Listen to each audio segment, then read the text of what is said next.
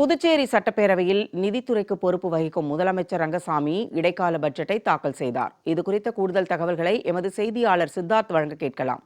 சித்தார்த், இது பற்றி விரிவா பதிவு செய்க.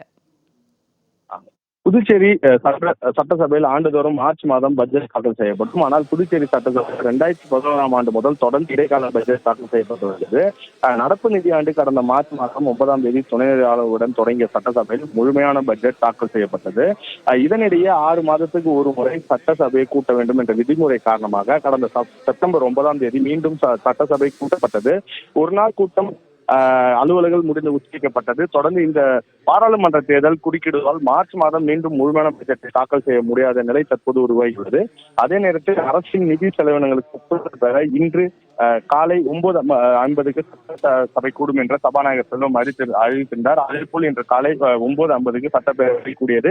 நிதி பொறுப்பு வகிக்கும் முதலமைச்சர் ரங்கசாமி 2024-25ஆம் ஆண்டுக்கான இடைக்கால பட்ஜெட்டை தற்போது பேரவையில் தாக்கல் செய்ய உள்ளார். மேலும் அரசின் செலவினங்களுக்காக குறிப்பாக அரசு ஊழியர் ஊதியம், முதியோர் விதவை பென்ஷன் உள்ளிட்ட செலவினங்களுக்காக 4 மாதத்திற்கான இடைக்கால பட்ஜெட்டை தாக்கல் செய்ய உள்ளார். முன்னதாக இந்த சட்டப்பேரவை தற்போது தொடங்கியது. இதில் திருக்குறளை வாசித்து அவை நடவடிக்கைகளை சபாநாயகர் செல்வம் தொடங்கி வைத்தார். மேலும் இரங்கல் தீர்மானம் முன்னாள் அமைச்சர் ப. கண்ணன் பேரவையில் முதல்வர் இரங்கல் தெரிவித்தார். தொடர்ந்து உறுப்பினர் இன்னும் அஞ்சலி செலுத்தப்பட்டது.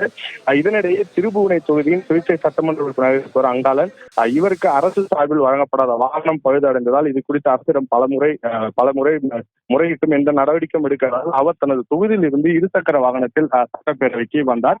மேலும் தற்போது சட்டப்பேரவை அவை நடைபெற்று வருகிறது. ஜெயா, விரிவான தகவல்கள் அளித்தமைக்கு நன்றி சித்தார்த்.